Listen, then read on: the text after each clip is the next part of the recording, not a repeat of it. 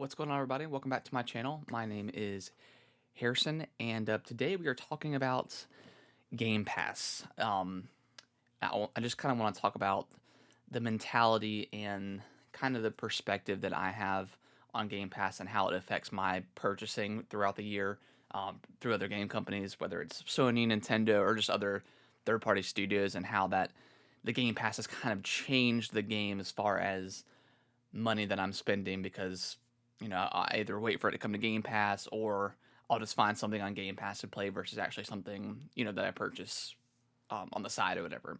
But before we get started, link in the description below, I've got my podcast list that I do with my brother every either Sunday or Monday. It kind of changes depending on our job situation.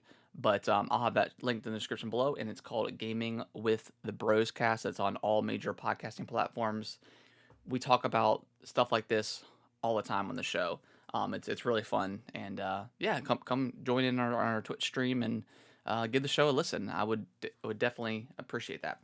But yeah, today, like I said, we were talking about Game Pass and how Microsoft and Xbox have literally changed the game when it comes to purchasing video games. I mean, ever since Game Pass has started, it's been good, right? With getting free games and stuff that they're constantly adding stuff. It really wasn't until like Gears 5 was added to Game Pass where it changed the perception of it completely. As this that was like the first big first party game to come, and you're like, holy crap, I don't have to spend $60 for this. I can just pay my monthly or yearly subscription and I get this essentially for free. And that's kind of it's changed the way that I think about game purchases, where kind of the stuff that I'm not as hyped for. Games like Control, which I still haven't actually played yet. But that game was a Game Pass game from like the get go, and when it came out in 2019, I fully expected that to come out to Game Pass at some point.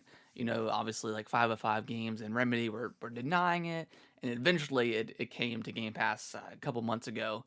Doesn't have the Ultimate Edition on there, but I've got another video about that whole situation. But yeah, stuff like Control and these other games that come that aren't huge first party exclusives and aren't super huge and like on my radar, and I assume a lot of other people's radars as well.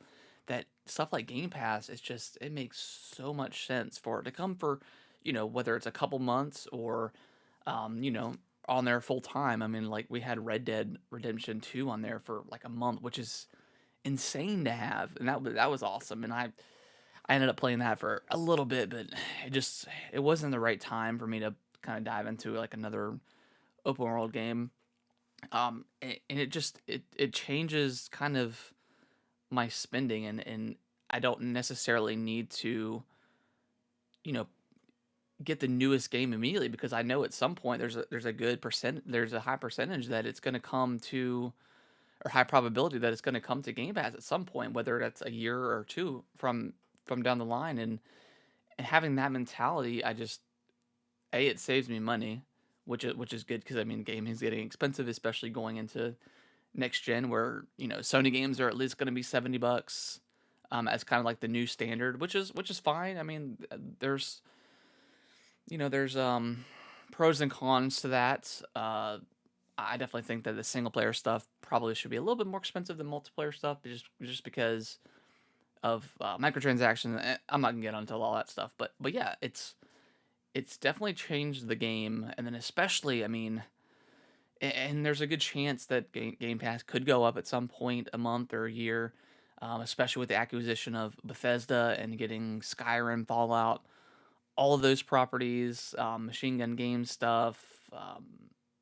So I mean, there's so much good quality into Game Pass, and it's not just necessarily indie stuff that's coming. Obviously, everyone knows. I mean, there's been some really high value stuff that's come, and it's changed the game. It's absolutely.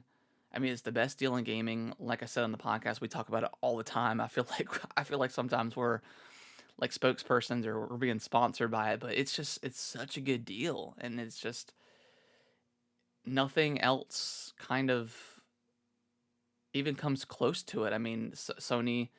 I mean, Sony's got their PlayStation subscript like PlayStation Plus stuff, but that's kind of on par with Microsoft's Xbox Live Gold, which is kind of like irrelevant at this point just because of Game Pass. But it's nice to see some stuff on there. And then Nintendo has nothing in compare. I mean, they have their um, virtual console stuff, but it's still just NES and SNES, so they're leagues behind Microsoft in those regards. But yeah, it's just I would like to see more gaming companies. I don't think Nintendo will ever do something like Game Pass with their stuff, and neither will Sony. I don't think, just because their single player experiences are just unmatched. They're unrivaled with Microsoft and what they've got right now.